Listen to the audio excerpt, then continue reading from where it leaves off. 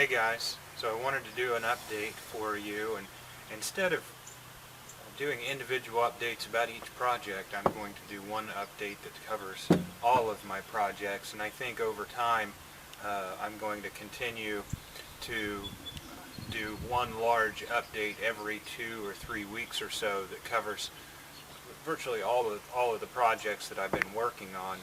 And another reason why I want to do that is then in the description of each of the items or each of the updates, you will be able to go down to and jump to different portions of the video just by clicking on the link in the description.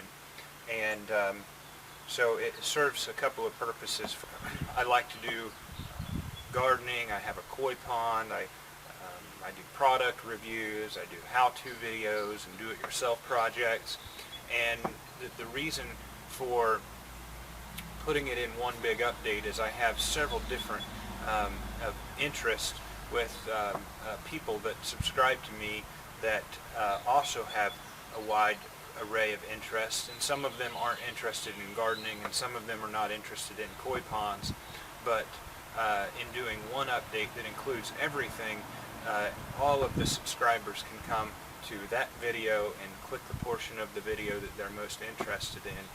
And so I think that over time my update videos will evolve into including everything all at once. The first thing I'd like to review is my seedling starts that I started in juice containers or in recycled plastic containers, and I've been doing this with a wick in the bottom of the container. And one thing that I would like to add is I believe it's been about 2 weeks or so since they've been started. I've been taking them in every night and bringing them out during the day, and the last 2 nights I have left them out all night, and our temperature has dropped to somewhere around 42 degrees. Now in this container we have the little gem lettuce, and if you'll notice, let's take a peek at the lettuce itself. I have not watered any of this at all. I have relied solely on the water that's in the container. I do not have a wick in this container. I do have a wick in all of the others, so this was a trial run. I wanted to fill the water up so that it could soak through the holes in the cap that I placed. This is the Black Seed Simpson. Again, I have not added any water from day one, and the water level initially was above the cap. Now it's down about 2 centimeters from the bottom level of the cap, and so on. The broccoli, same thing, used a lot more water.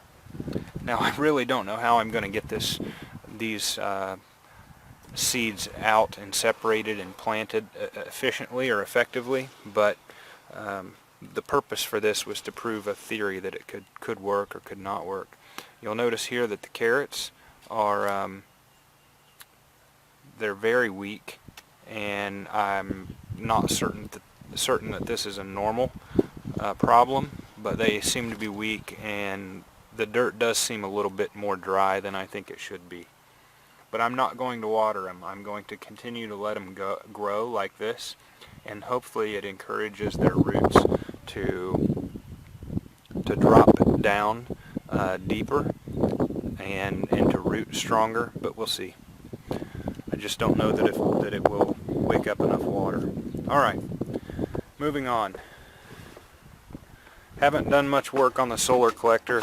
However, I did get it mounted, so now it's standing up on its own willpower, and I need to paint it. But in the back here, I was able to drill holes and through the 4x4 posts and anchor them with bolts, and then I have drywall screws just holding it up in a rigid position for now until I figure out how I'm going to continue to mount it.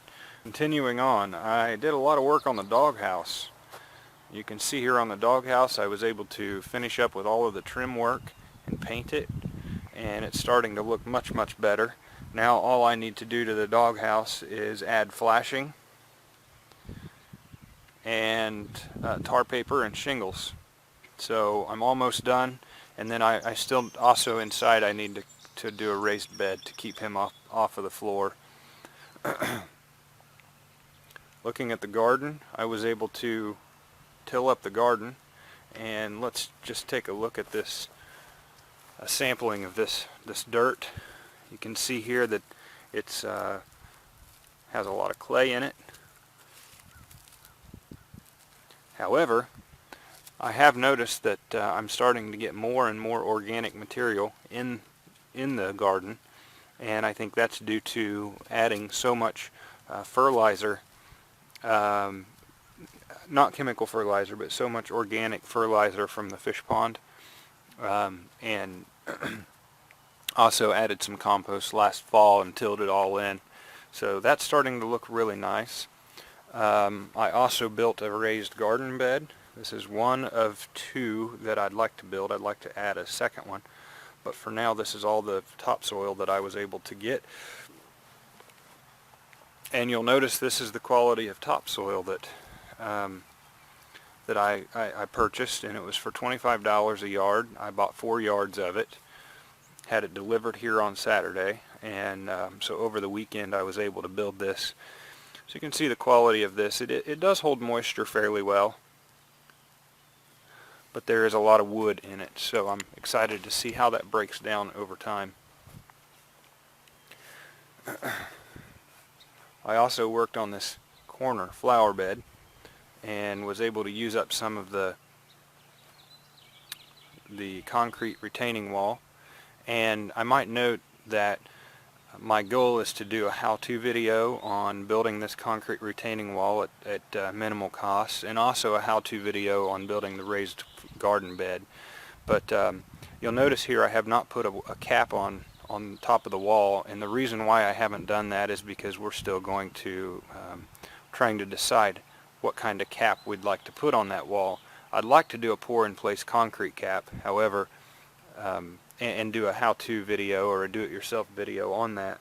However, that is somewhat expensive, and we do have a concrete wall cap, retaining wall cap setting up there that we got when we brought this home as well. So I'm not sure what we'll do, but maybe temporarily we'll put in the precast concrete retaining wall caps, but for now that's what we're going to stick with. Oh, and I also moved that maple tree out of the corner and brought it up here. Let's take a look at the front. Come on, Drake! Alright, over the weekend I was able to vacuum out the fish pond, and in doing so I think it's ready for ready to add fish. The water temperature is up to 68 degrees as of today, and I'm very excited about that. I also recorded a video of my pond vacuum, the airlift pond vacuum in action, so you will be able to watch that as well, and I'll put a link to that in the video. And then with the topsoil that we purchased, part of that 4 yards of topsoil was to add to the front yard here, and to keep this monkey grass from being eroded away. You can't tell it very well, but the driveway that I'm setting on, all of the low spot for the water when it rains is right here, and so all of the water comes down the driveway and runs off into the yard right here. So it's imperative that we get some seed in this fairly quickly, and I'm hoping that it doesn't rain too hard through the springtime to wash this away, but I'd like to get it filled with grass. Now, one more thing that I want to add, and it's a bit of a trial and error that I'm doing, is there's not very much topsoil on this yard, and as a matter of fact, you can see here that it's mainly rock and sand that the grass is growing in. And so I thought that rather than tearing up the yard and adding more topsoil, that I would try something that I've never tried before, and that is to add topsoil in and around all of the grass and kind of work it in with my fingers, like what you can see here. And I'm hoping that when the hot heat of the summer hits, that this will help to keep this grass alive, because I'm concerned that it will die because of lack of moisture. And it's a complete trial process that I'm working with right now. I don't know if it'll work, but I worked on my hands and knees. I worked all of this dirt in around the grass on Sunday, and I do hope that it works. One more reason that I did not do the whole yard is I want to see how one side with dirt and the other side with no dirt added responds, and compare the two. One more thing that I done over the weekend was I painted this bookshelf for my daughter's room. And what this was initially this was a bookshelf that was made to stand vertically rather than horizontally, and we wanted the kids to be able to access that and have some space to add some hooks over here on the right side, maybe put a backpack or a pair of shoes in there and school supplies, and then on this side here be able to put toys.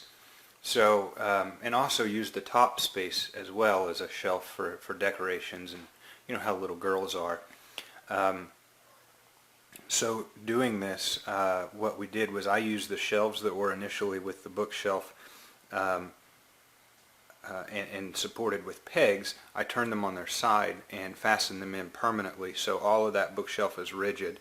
I pulled the back out, painted it pink, and in the meantime painted the frame of the bookshelf brown, and this is what we turned out with. I'm really excited with the product, and I'm super excited about the way it looks, and the kids really like it as well, so it'll be a great addition to their playroom. If you found this video to be helpful, informative, or otherwise entertaining, don't forget to subscribe, and remember to smile for a stranger today. You'll both be glad you did.